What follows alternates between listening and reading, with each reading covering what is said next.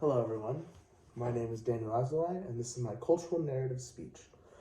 Dungeons & Dragons is a TTRPG, also known as tabletop role-playing game, where you and your friends tell a creative narrative which is determined due to certain dice rolls and chance encounters that the storyboarder may present.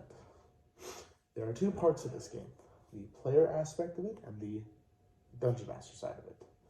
The Dungeon Master, also known as DM, also known as Game Master or GM, or whatever other title they might like to be called. They essentially have a screen while playing and run everything behind the scenes, essentially playing every other individual aspect of the world and characters within it. They may be bad guys, may run chance encounters, may run they may play as shopkeepers, or maybe people on the in-between, which is fun. And they are also determined, like those characters have to deal with certain dice rolls and all this stuff. The player aspect of it is where a person will just sit down and create a character using certain rules and guidelines, this being one of them, the player's handbook. Well, that actually is the core rules, the player's handbook, along with two other books, which I do not have present on me, but they are the Monster Manual, which is a compiled book filled with all the creature stats that you could use for Dungeon Masters, and a Dungeon Master's Guide. Essentially, the sister book to the player's handbook. Like I was saying with players, their aspect is to use these core rules and other supplementary books to create a character. First, they choose their race, not in the sense of pigmentation or skin color, but in the sense of humans. They could play a human, or they could play an elf, or a half-elf, or a dwarf, or a lion person. Yes, that is real.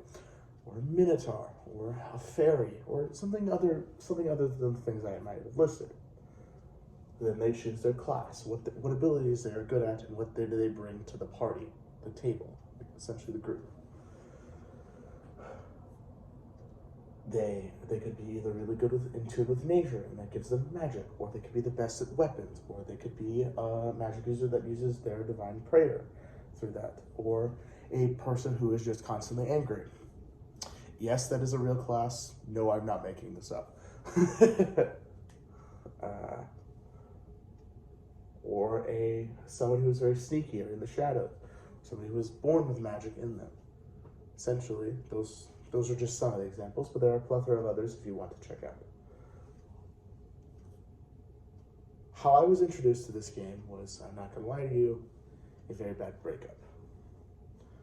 My former partner at the time told me I could never play this game, and she would leave me.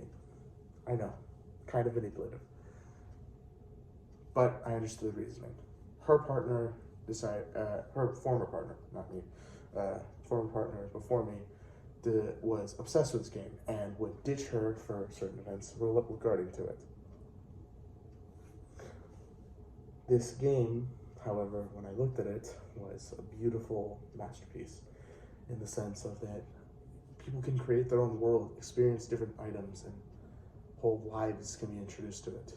And a community that is filled with love and compassion I've learned from this game, that it doesn't matter who you are.